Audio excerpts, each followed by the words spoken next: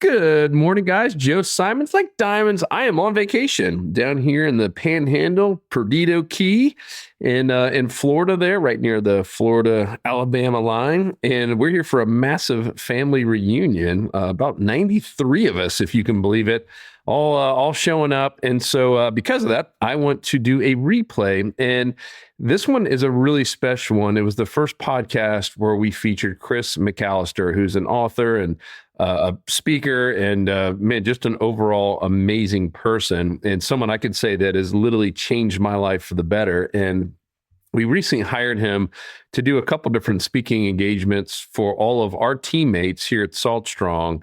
I felt so strongly what it did in my life, both professionally and personally, that we want to invest in him to speak with our crew. And I mean, there were some tears shed. It was so powerful. And I had multiple people call me or text me afterwards on our team, our Salt Strong team, that said that was like the coolest thing anyone has ever done as an employer. So just awesome guy. And so I want to give mad props to Chris, one, but two, I realized, wow, it had been like a year and a half since we had shared this message. I know a lot of people are new to the podcast and maybe missed this one. So this is a replay of a really, really powerful message from Chris. And there's a couple other podcasts we have with Chris that you can search in the iTunes store to find out.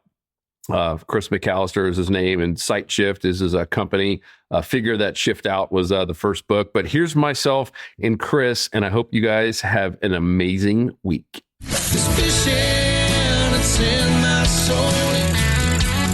Welcome to the Salt Strong Podcast, disrupting fishing entertainment as you know it. Prepare to laugh. Prepare to get to know fishing legends in a whole new and unfiltered way. And on occasion, you might even learn a thing or two about fishing. Here's your host, Joe Simons, like diamonds. Hello, Salt Strong Nation. We are back, unchurched, and I got a special guest. I've teased this guy before. I did a podcast, it's been almost 2 months now, and it was when I was going through some really, really in-depth personal training about being a better leader, becoming a better person, working on my relationships, all the things that we want to do in life, right? Just how do I be a better person? How do I experience growth? How to become closer to God? And I went out kind of searching for a coach, and this gentleman who we have on the podcast today, Chris McAlister, he came highly recommended from one of my C12 buddies who I respect big time and really kind of look up to as a big brother, and chatted with Chris and just instantly liked the guy and understood what he was saying. And then I signed up for his 12-week course where we spend an hour each week. And we basically cover his book that we're going to talk about a big piece of that. And we go really, really deep. In my very first assignment, I'm going to read it to you. It was pretty simple. And I teased this on a prior podcast. And a lot of you said, yeah, I want to know more about this. And let's go to the page here. Exercises to complete. This is before I talked to Chris. I had to read this chapter, and it was, who are you? Who are you? Deep down, take away everything. And at first I was like, well, I'm the CEO of Salt Strong. Nope, Salt Strong's gone. Who are you? I am a husband. Nope, wife's not there anymore. Who are you? Kids, all, it just one after another. Like, take all the stuff away of who we think we are. Who are we deep down? Which just boils down to the identity. And I'll be honest, I had never really thought through that. And the deeper we went, I was just floored. And so I asked Chris if he wouldn't mind coming on and just kind of walking through some of the things we talked about. And I know you've studied this and dwelled over this a whole lot more than I have. And even how it ties in with the Bible. I mean, it gave me goosebumps. And even how it ties in with what we're dealing with today in society about, what do you identify as and all this craziness out there. It's very, very, very relevant. And once you can really understand that question and answer it with confidence, who you are, who are you, man, everything kind of changes. And it's not like overnight, like you take the blue pill, but the mindset shifts so quickly. And I've seen it in myself. I've seen it in my brother Luke, who also went through it. And I'll highly recommend you guys reach out to Chris if it's a fit for you. Certainly buy his books. But Chris, first and foremost, welcome to the show. Hopefully that was a good enough intro. You've had a massive impact on my life, so I wanted to give you all I got, man. Dude, I feel the love. Thank you. That was awesome. And for me, it's just a privilege to be here because you're the one that sacrificed so much to have this community. You've paid many unseen prices to culture and nurture this. And, for you to be doing this is over and above. This doesn't, fit in what you have to do, but I can tell it's a passion for you and to really guide and be a place for these anglers to get the whole experience. So for me, joy to be here. And, as you were sharing, none of that happens without a person like yourself willing and open to grow and learn. And that's the key piece that you got to start with. And so hopefully what we can do today, if people are ready to grow and learn, they're going to definitely walk away with something that's going to stoke their fire. If they're a little resistant to where growth might be happening for them, I think we're going to help them relax some and start to cooperate with where those moments are developing. I love it. So how did this come about? Did God give you this commandments of, hey, you need to teach identity and mission and community and all that? How did this whole thing come about? Yeah, man. So for me, it appeared on my drywall one day and I just saw it as none of this is a discovery of anything new. I think about it like a rediscovery of what's true, but it was born out of a personal experience. I had gone through just two really big life-altering experiences. One of them I talk publicly about in the books and podcasts. One of them I don't talk as much about because it's a personal thing. And it was some stuff with my dad, but we also had a real estate loss and failure and went from not really worrying about income too much, custom building our second dream home, thinking that would be it, sitting on the deck of that house that wrapped around a tree to our master bedroom porch. And Joe, the feeling I had sitting on my deck was, I thought this would feel better. You drive and drive and drive to get to these places. And I wish I would have woke up then. Like, I wish I was the kind of person who we get to work with, like yourself, not that you pretend to have it all together, but that you do have success and a trajectory of success. And some people in that are like, I want to get better. I want to grow. I'm a kind of guy who had to fall way down to really look up and learn. So fast forward, we third owners of Real Estate Development Corporation, and then everything that happened that was so wonderful in the market in 2007 and 8. And the long story short of it is I didn't really have to worry about finances that much. And then now we're renting a house. I'm hustling for the day's groceries. I mean, to say that we lost everything is a complete understatement. If you just picture it like, oh, we had to, downgrade our lifestyle some. I mean, no, it was like, I'm watching a guy push his belongings down a road going, I'm 2 weeks from being that guy. So for the first time in my life, having never missed a bill, just behind on everything, even this house we're renting. And so I contacted the CEO, the owner of the company, and just said, hey, listen, here's where I'm at. Here's what's going on. Here's my plan. He's like, man, nobody calls. This is awesome. When you're in that position of leadership, you know how much people appreciate communication, but he didn't let his accounting department know that. So we came back on a Friday night from being with friends and there was something taped to our door. I've never come home to something taped onto my door. And I walk up and I open it up and it's from the sheriff's office at the beginning of the eviction process. And Joe, for me in that moment, it was like something collapsed within me and there was nothing solid I could grab a hold of. And I tried to grab a hold of everything in myself. And I remember sitting outside on this house that we were renting that next day, just holding it in my hand, stupefied. That's the first stage, right? The denial hadn't yet turned to anger. But as it turned to anger, man, number one, I've dedicated myself to growth for 12 years. Since I was 18, I was 30 at the time. I'm 45 now. I dedicated myself to growth for 12 years. I read every leadership book, every Christian leadership book I could get my hands on. Part of the sub-narrative here, I had been to seminary. I had also pastored. There's a whole story there. So, God, I've been doing the stuff for you. I've been dedicated in reading these leadership books. and it's not working. Like, what do I do with all this? What's the answer here? So that moment was like the key defining moment of my life.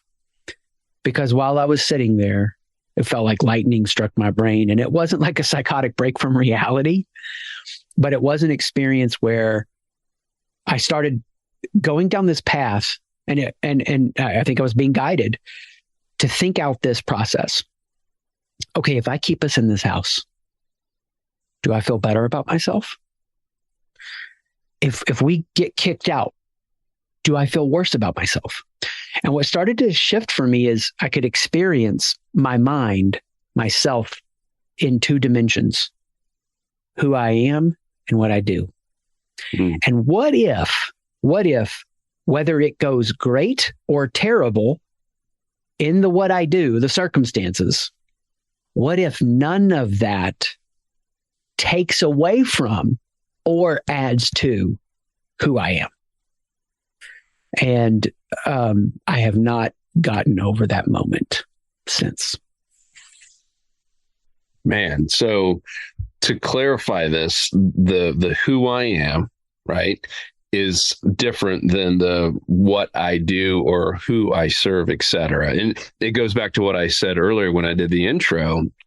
As I was going through this with Chris, he's like, nope, you don't have a company anymore. You don't have a wife. You don't have kids. I keep saying all these things that I thought I was, because it's what I think my identity was. And he's like, nope, strip it all away.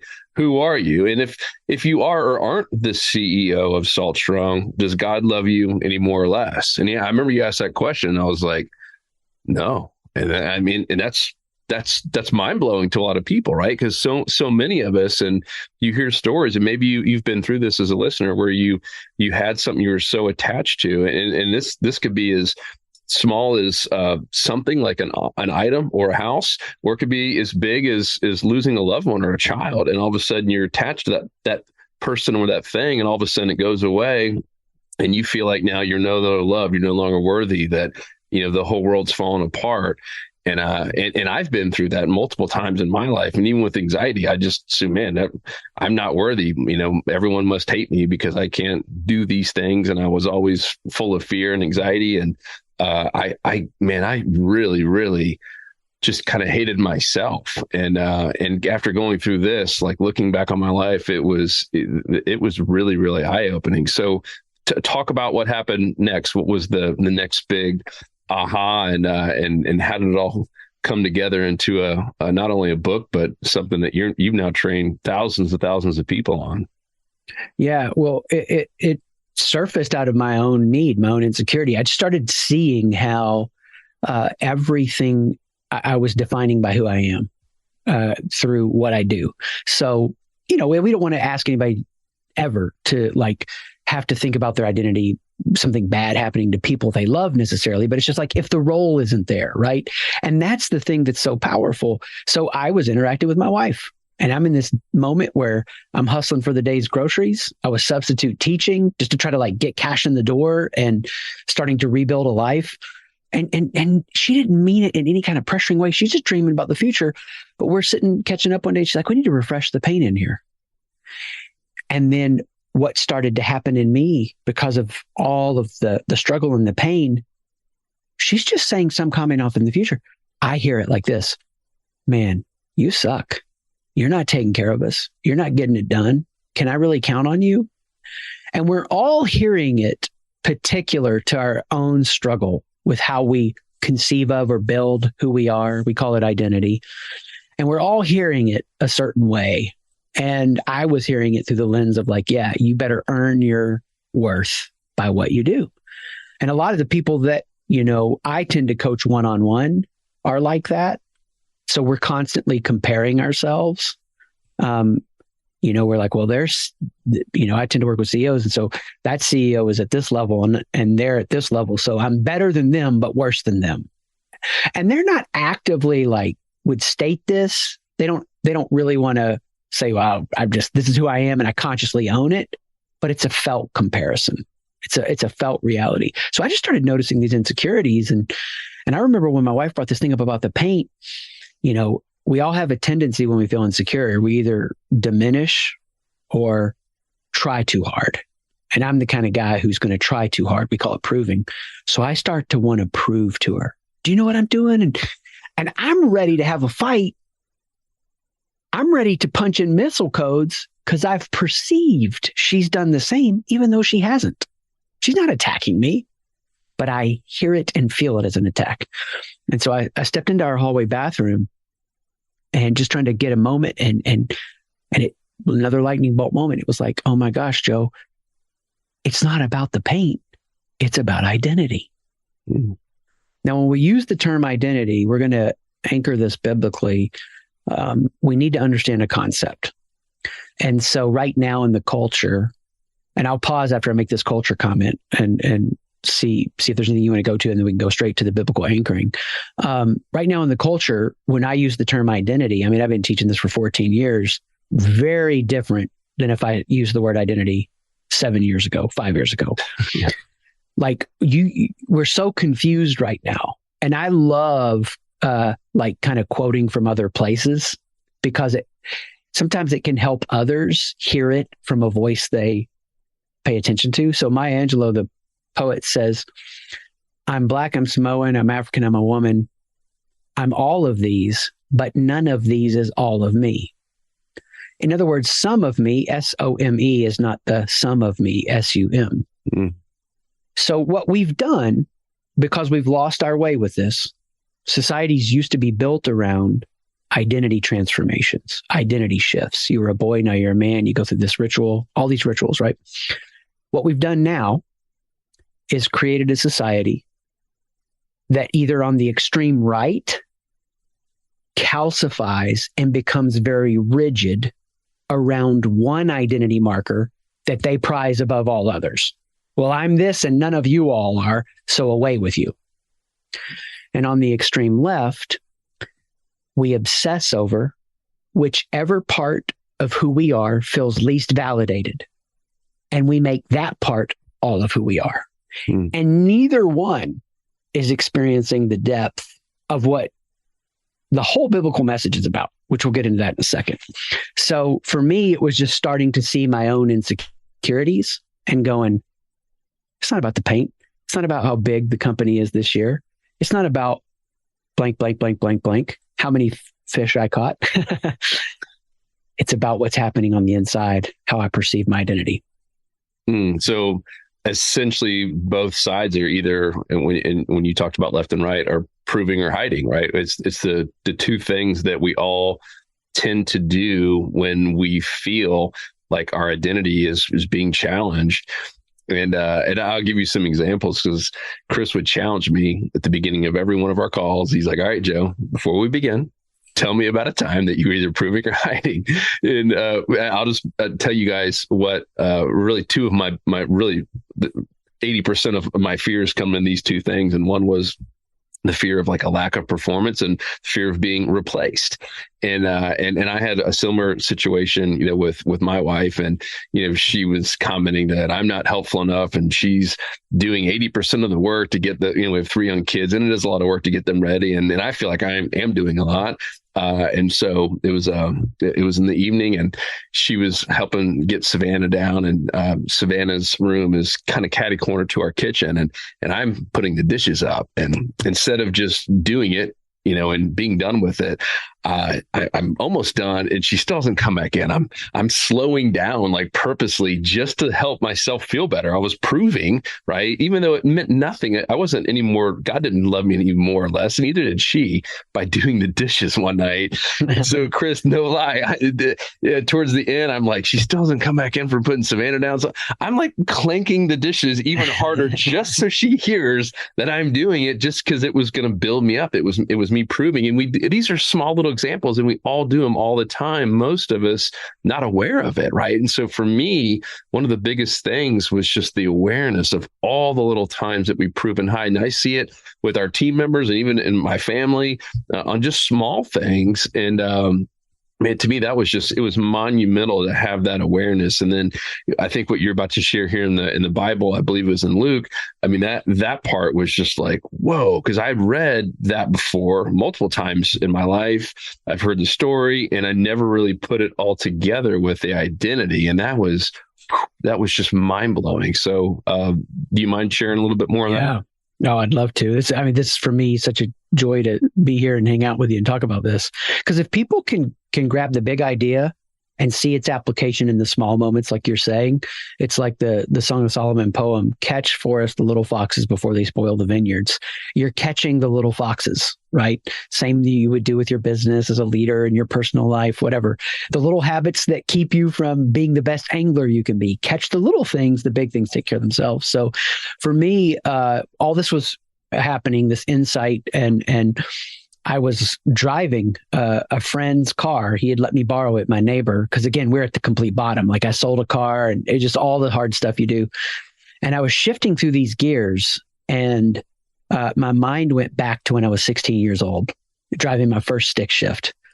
And I had taken it out. We were in a little town, and I'm going to Pizza Hut with my buddy Jerry. And my first stoplight that I come to leaving my house is on a hill. And so, man, for those out there that are listening that have driven manual transmission, I know it's a little bit of a lost art, super sad, but for those that have driven, they get this. When you're on the hill, you have to have the finesse of shifting into first gear. When you're on a flat surface, you can skip first and go straight to second. Yep. But when you're on that hill, so the light changes. I didn't make it, Joe. Like the light changes. And of course, everybody behind me is like, thank you, God. You're growing the fruits of the Spirit in me of patience. I'm so happy to be behind this person right now. No. And you're just stalling and just shake, shut down, shake, shut down. And my sweat glands, man. I've been there. So 2 light rotations, and my buddy Jerry jerks up the emergency brake and says, I'm going to show you a trick. Shift into first. Light turns green. Don't press the gas too hard. Of course, I'm hammered down. He drops the emergency brake, and man, we scratch out of there and get to our little Pizza Hut rendezvous. And what is sad to me is this: the dominating reality or narrative of Christianity is an identity shift. It's a transformation. You're a sinner, now you're a saint. Like that's what all the stories are about. You know, Saul to Paul, Jacob the deceiver wrestles God at the riverbank. Hey, everything you've been deceiving your way to, it's now yours. You're Israel. You're a prince. You don't have to fight for it. It's yours. Elijah in the cave. God isn't in the big fire on the mountain or the wind or the earthquake. The still small voice. The message over and over is the same. And what we're doing is completely skipping over identity first gear and going into doing for God before we know how to be with God. So what transformed me was, studying the scripture in a fresh way with this openness and this insight and this awareness, and just God drawing my attention over and over to the narratives, and I could see it everywhere. But what was so powerful was noticing it in Luke. So the story starts with the baptism of Jesus. And that baptism went completely different than it would have if I would have done it. Do you remember when you first went to a sporting activity with one of your kids by chance? Like your first child's sporting activity. What was it? I'm just curious. Where my child was playing, or I took him to see? Yeah. Your child was playing. Yeah, it would have been soccer with Shauna. It 4 or 5, whatever it was. Yeah. Did they keep score at it? No. Okay. So same story for me. Now, so my now 20-year-old, when she was 5, 4, whatever it was, she's playing soccer out there. And I didn't know they didn't keep score. And one of those moments where like you're out of body awareness, I'm so into the game, I'm running up and down the sidelines with them because I care about performance. And I mean, I'm like yelling out, it's 3-2. The redheaded girl's coming around the corner, too into it for sure. And they're not keeping score. And I'm like, why are you not keeping score? The baptism moment is so powerful because the Father shows us what perfect parenting is. You are my son, and I'm so pleased with you. See, I would have made that moment about performance. I would have said, you're going to die for the world. You're awesome. Now, isn't that interesting Like the most important moment, the crucifixion, resurrection, isn't what's celebrated there, but it's identity. Because the Father models for us perfect parenting, that it's a celebration of who we are over and above what we do. Now, if the story ended there, like smooth sailing, the relevance we have, and the story doesn't end there, the relevance that we have, to hear this story and really apply it to our lives is just this, that God's will is to conform us to the image of Jesus Christ. Like that's what the scriptures teach. So God is making us, as Jesus was developed, we develop. You say, but Jesus is God. Well, Jesus is fully God, fully human, but he emptied himself of what he had access to become human. So he didn't lay there at age 2, Joe, and think, Mary, change my diaper. I'm like the Son of God. Get this off me. He would have grown. We know that scripture says that he grows as we grow. He develops as we develop. Now, here's the question for you. Joe, have you ever struggled with a question of purpose or mission or what to do in relationships? Oh, yeah. Yeah, all of us have. Now, Jesus, it says, would have struggled every way we did, but never sinned. So he would have struggled with questions of purpose, questions of what to do. And what's powerful is we see the formation process, because after the affirmation of identity, what happens? It says the Spirit led him to the wilderness. And in the wilderness, he hadn't eaten for 40 days. And the text emphasizes this in Luke 4. It says this, he was hungry. Now, why would it emphasize that he was hungry? Because he wasn't accessing the fullness of his divinity. He was experiencing humanity like we do. He was hungry. His stomach was empty. So this temptation is real. And it says that the enemy comes to tempt. And this is what broke everything out for me. Where does the attack occur? Look at it in the text. It says this, if you are the Son. So the attack comes right at where the Father affirmed the identity, the enemy attacks the identity. And if you can discern where you're being attacked at the identity level, you improve your decisions, you enjoy relationships, you focus your mission. And we'll get deeper into that if we get time. But that's the shift that we are trying to help people start to notice, that yes, your mission matters. I mean, a lot of times the people we're working with have significant responsibility. If they don't perform, people lose jobs. Mortgages don't get paid. It is a significant, serious, and sober reality. However, everybody wants a focus in their mission, better decisions, and better relationships. You don't get them by working at that level. It's like a tree. You don't work at the trunk level. You get to the root level, the mindset. You don't work at the fruit level and try to tie apples to an orange tree. I got to be focused in my mission. I got to have better relationships. You go to the root level. Transformation at the root level transforms the fruit. And we can go deeper into Jesus and the progression there. But that's the idea. How the Father built the Son is how we're built. And we want to pay attention to that identity. Attack from the enemy, and then affirmation from the Father. Yeah, because on that attack, that was, I'm pretty sure that was the first time in the Bible, right, that we read about Satan having a conversation or tempting Jesus, right? Absolutely, yeah. And it's right at that identity level. Yeah, and I mean, if you guys didn't catch that, I mean, the first thing that Satan does when he has got Jesus, let's just say it's face to face, he doesn't ask him to do anything else. He doesn't ask him anything crazy or tempt him with stuff. He questions his identity. He literally starts making Jesus doubt, are you really the Son of God? That's wild, and does it not once, not twice, but 3 different times. Keeps kind of going further. Oh, if you are the Son of God, then this. Go back and read the passage. It's because as soon as we got off that call, I went and reread it, and I was like, wow. I mean, think about that. This is Satan's first chance to try to tempt Jesus and to try to ruin him. And he, out of all the little tricks he could do, he goes after his identity. It's fascinating. Great. Especially when you tied it with what's happening with today, with all, it's like, if you think Satan's out there, isn't it ironic that we have all these people being challenged with their identity? And I mean, wow, like I said, after that, it's crazy. Extreme racism on the right wants to prioritize certain identity markers and say they're better than others. They do that out of their own shame. On the extreme left, they take the ones they're most invalidated in and make that the whole of their identity. They do that because of shame. Go to Genesis. What's the battle? The height of humanity is recorded as to feel no shame. That's how important the feeling is, and that's how important the word shame is. And then what's the whole fall about? Now feeling shame.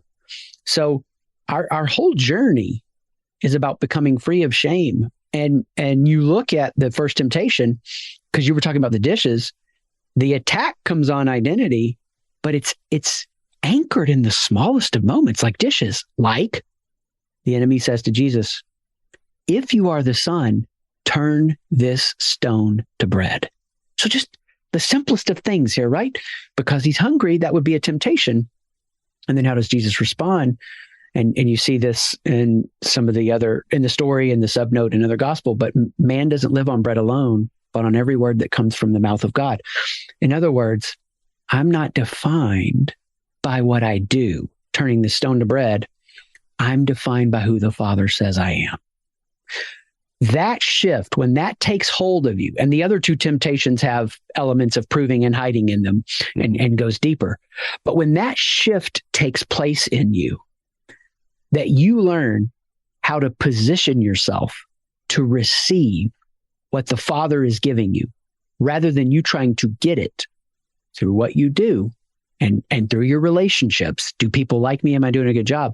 That's freedom. And so what happens to Jesus after that? When he gets set free from his battle with identity, he beats it. Then in Luke, he announces his mission. This is what I'm here to do. Reads from the scroll. After he announces his mission, what did the village want him to do? They want him to stay. At the end of that chapter, they're like, stay, stay, stay. He's like, no, I got to go. I got to go take this message out there. And then he goes and calls the disciples to follow him. So our whole operating thesis that we're bringing to people's lives and bringing to leaders is this: individuals, humans, wherever they find themselves. When Chris or Joe are secure in their identity, it overflows to a clear mission and attracts and builds healthy community. And when we learn that, we are cooperating with how the Father builds us. So my only job is to cooperate with what God's doing around me by positioning myself to receive what the Father says about me. And most Christians are living their lives off of 1, 2, 3, a handful of those moments, rather than learning to tap into that every day. Mm. So if someone's listening and they're resonating with all this, they're like, I get it. And like me, when I was hearing you talk about it the first time, all these thoughts of just that same day of how many times I had been proving and hiding and was insecure with, my own identity at that point. How do you fix that? And I don't know that you ever just, get rid of all those insecurities. I think, right, they're kind of with you, and it's a struggle. It's about being aware, as I said earlier. But how do you go about fixing that or improving upon it? Yeah, I love it. Yeah, because we never perfectly fix it this side of, reality and eternity, because, and I love that teaching where Jesus was like, hey, you're worried about their speck. You got logs in your eyes, which Hebrew humor was exaggerated humor. So I picture myself with log eyes. Like, I got log eyes, man. So we're not reaching some kind of standpoint where, like, my identity is perfectly secure. I don't struggle anymore. And I hope no one hears me say that or takes any of that away from this. Maturity isn't that I don't struggle. Maturity is how quick do I come back to center, where I'm secure in who I am in Jesus. That's maturity. That keeps me from these ditches of extremism we've been talking about. And how you do it? Well, we've made transformation super difficult and complicated and hard. And it's the dumbest thing to me. It's very sad to me. Your kids' ages, you've taught, I would guess, are they riding bikes? Yeah, Yep, all of them. So remember that feeling of teaching them to ride their bikes, man. That's such a cool feeling. So let's imagine this. Let's imagine that my kids are young and I'm like, Joe, I taught my kids how to ride a bike. Can I show you? I'm going to show you my phone. And you're like, dude, show me. So I take my phone out and I show you a video. And on that video, you see me standing up with a dry erase board. And I go, step 1, put your foot on the pedal. Step 2, kick over the seat. Step 3, and then my daughter fills blanks in the notes and recites it back to me. Now, I think this has got to be like the people that are listening to this podcast know going to a building, listening to someone talk and taking notes and being able to state it back is not transformation. Yep. I'm not anti that, but we can't be confused about it. If I showed you that video and said, I taught my daughter to ride her bike, what would you say to that? I don't think you did it right, buddy. Yeah. You need a little bit more action. You gave knowledge that she might recite, but there was no experience of her getting on the bike. Yep. So the process you went through is designed to get you on the bike, to build your awareness, to do an exercise so that you can get on the bike and learn. And I'll make sure this is clear just for everybody to have a strong takeaway on this. But you think about this, like, we work with a team, we meet with them twice a month over 6 months, right? We ask them for an hour and a half for the meeting, depending on how big the team is, 30 minutes of prep. So they got 4 hours in 1 month. I think I read that's like less time than we spend doing laundry in a month. And we see massive transformation, life change. Why? Because we just get them on the bike. So wherever someone finds themselves right now, and I think folks listening to this, what a privilege to share this moment with you because they're going to get it. Next time you're casting out and you're in that space that you love to be and you are feeling it. I mean, you are out there the moment you're just connected to it. It feels so present and pure. Just pray this. Get on the bike by praying this. Will you remind me of who I am? Will you remind me of who I am? And try to pause, shift from thinking and doing and striving to being and receiving. And my goodness, what might happen if you can just hear that in a fresh way? Will you remind me of who I am? Powerful, brother. I had someone reach out on one of my anxiety podcasts where I talked about the constant battle I had with these attacks, and a lot of it, looking back, went to a very insecure identity, and I share with them. I ended up getting on the phone with them, and I don't do that often. But there are times when someone reaches out where I feel like I got to do this. Who knows? Like, when you get a message where you can tell someone on the brink of maybe doing something even harmful and they give them a phone number, I'm like, I just got to call. This is part of my biblical community.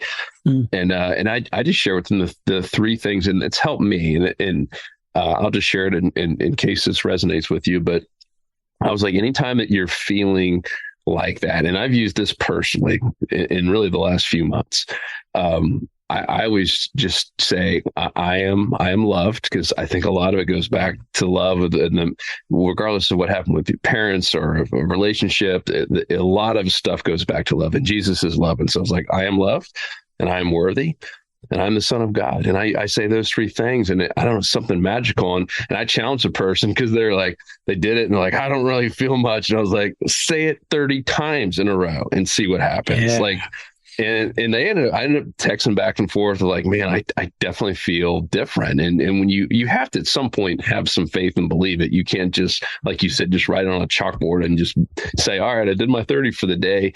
At some point you got to get into it and start believing it. And when I say those 3 things, that I am loved and I am worthy and I'm the Son of God, I don't know, something magical just seems to happen with me. And so I would try that if any of you guys are struggling, and see what happens. Try it 30 times. Try it 100. It can't hurt you. I can promise you that. It can only do good things. And part of that was just my journey with Chris and some of the things that I personally took out of it. But man, just so helpful. And we've really only covered one piece of this, and I did that purposely. That way I can try to convince Chris to come back 2 more times. But in here, he kind of teased that you have the identity, because that's the most important part. Yeah, it's like having the foundation of a house, right? And then you have the mission is, what you do, and then you have that community. And this is not just for leaders and people running businesses. This is for life. This is for people who you stay at home. This is for students. This is for anyone who is alive and breathing today can get something out of it. So, man, so awesome. Anything else that you want to talk about in terms of the identity piece or anything else? I could go for a long time. I'll say this to affirm what you were saying. The idea that you're saying that to yourself, that's the renewing of the mind, right?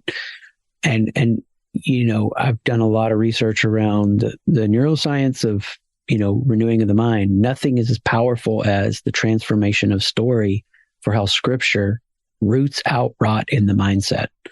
And the rot just comes so easily. Mm-hmm. And if Jesus needed to get alone in the wilderness to hear who he was from the Father, at least it's recorded multiple times in the Gospels. I need it.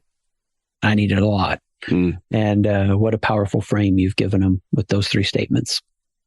And to me, this is one of the best times to do that, meaning go have your wilderness moment. I mean, meaning it's the holidays around Christmas and into New Year's, and I think all of us want to have a transformative, 2023. And me personally, it's a time that we end up going to the farmhouse in Georgia, and where there's no TV, there's no internet, there's no nothing except for board games and hiking and walking around.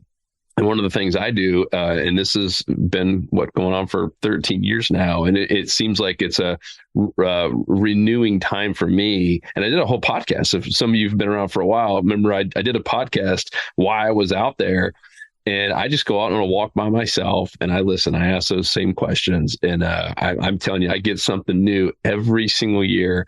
I'm there just being outdoors. No phone, no internet, just me and God. So I would challenge you to do it. And then definitely go to your site, siteshift.com is the best place.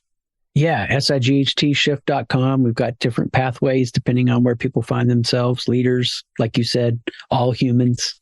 And what a privilege to be in this space that you've been cultivating and pouring yourself into, and hopefully just encourage some people, especially when they're out on the water, to connect with that deeper reality. Yep. Love it. And the book, in case you guys want to know which one I'm talking about, because Chris has written quite a few books, is Figure That Shift Out. A little edgy little title there. But on the back, it says, hype wears off. Pretending is exhausting. No more fads. You glow or you fade. That nails it. Reframe everything. Figure out the fear that causes you to self-sabotage.